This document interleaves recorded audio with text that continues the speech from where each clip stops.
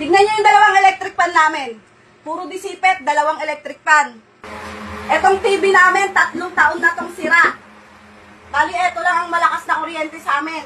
Etong electric fan na to. Ngayon, tignan nyo ilan ang anak ko. 5 ang anak ko.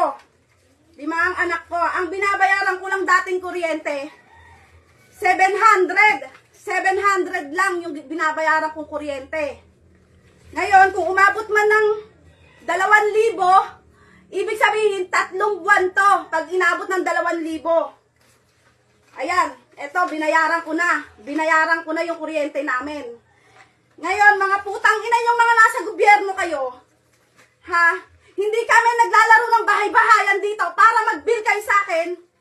Para mag-bill kayo sa amin ng 7,000. Saan namin kukunin tong 7,000 na to? Ha? Paano ba gumagawa kayo ng mga programa ninyo, tapos kami ang hinahayaan nyo magbayad? Anong kala nyo sa amin nasasakupan nyo? Ha, nagbabahay-bahayan? Hindi kami nagbabahay-bahayan dito para bigyan nyo kami ng bill na ganito. Nakikita ba yung bill, Shaira? Ayan ang bill, oh. 7,000 yung bill. Ha, samantalang 700 lang yung binabayaran ko buwan-buwan. Kakabayad ko lang nung 1 linggo. Kakabayad ko lang. Oh, ayan. Kakabayad ko lang nung 1 linggo, ha? 2,000 yan. Nag-balance ako ng 600. Bali, 1 buwan lang. Hindi para paabutin nyo ng ganito kalaki.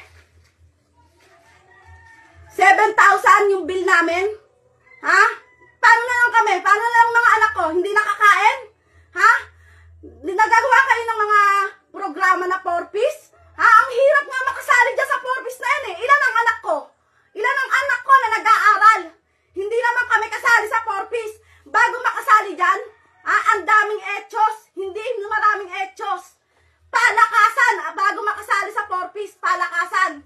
Pero ako, 5 anak ko, lahat nag-aaral. Kumpleto sa bakuna, kumpleto sa check-up sa center. Tapos hindi ako nasasali sa 4-piece. Hindi ako nasasali sa 4-piece.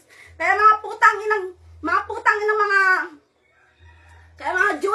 mga nasa gobyerno kayo, ha? Huwag kayo gumawa ng programa kung hindi nyo kaya